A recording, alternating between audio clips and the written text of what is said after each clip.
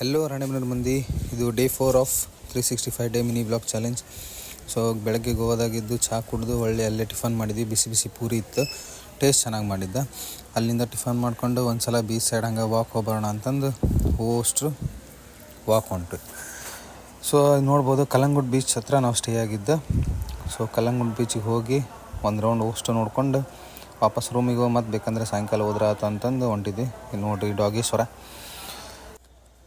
ಬಿಸಿಲು ಮಾತ್ರ ಸಿಕ್ಕಾಪಟ್ಟೆ ಇತ್ತು ಬೀಚ್ ಸೈಡ್. ಅದಕ್ಕೆ ಜಾಸ್ತಿ ಹೊತ್ತು ಟೈಮ್ ಸ್ಪೆಂಡ್ ಮಾಡ್ಲಿಕ್ಕೆ ಆಗಲಿಲ್ಲ ಮಧ್ಯಾಹ್ನ. ಸೊ ಅಲ್ಲಿಂದ ವಾಕ್ ಮುಗಿಸ್ಕೊಂಡು ಹಂಗೆ ಒಂದು ಮಾರ್ಕೆಟ್ ಇತ್ತು, ಸ್ಟ್ರೀಟ್.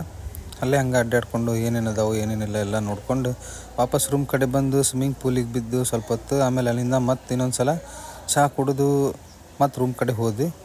ಮತ್ತು ಅಲ್ಲಿಂದ ಎಲ್ಲರೂ ಊಟ ಮಾಡೋಣ ಅಂತಂದ್ರೆ ಊಟ ಮಾಡಲಿಕ್ಕೆ ಅಂತಂದು ಮತ್ತು ಹೋಟ್ಲ್ ಹುಡ್ಕೊಂಡು ಹೋದ್ವಿ. ಅಲ್ಲೊಂದು ಯಾವುದೋ ಹೋಟೆಲ್ ನೋಡಿದ್ರಂತ, ಅಲ್ಲೇ ಹೋಗೋಣ ಅಂತಂದ್ರು ಅಷ್ಟು.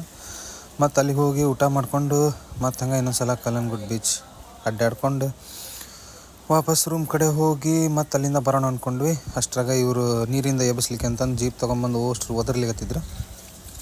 ಅಷ್ಟಾತ ಮುಗಿಸ್ಕೊಂಡು ಹೊಳ್ಳಿ ಸಾಯಂಕಾಲ ಮತ್ತೊಂದು ಸಲ ಚಹಾ ಕುಡಿದು ನಾವು ರೆಡಿಯಾಗಿ ಬೀಚ್ ಸೈಡ್ ಹೋದ್ರಾತಂತಂದು ಹೊಂಟ್ವಿ.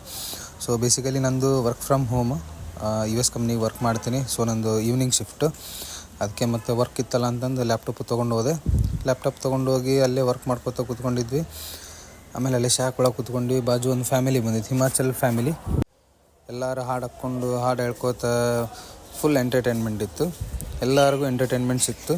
ಸೊ ನೆಕ್ಸ್ಟ್ ಅಲ್ಲಿಂದ ಮತ್ತು ಲಾಸ್ಟಿಗೆ ಹೋಗೋಬೇಕಾರೆ ಎಲ್ಲರೂ ಒಂದು ಸಲ ಡ್ಯಾನ್ಸ್ ಮಾಡಿ ಅಲ್ಲಿಂದ ಸೀದಾ ರೂಮಿಗೆ ಬಂದು ಮಕ್ಕೊಂಡ್ವಿ. ಸೊ ನಿಮ್ಗೆ ಮತ್ತೆ ನೆಕ್ಸ್ಟ್ ವಾಗ್ಲಾಗ ಸಿಗ್ತೀನಿ. ಅಲ್ಲಿವರೆಗೂ ಬಾಯ್.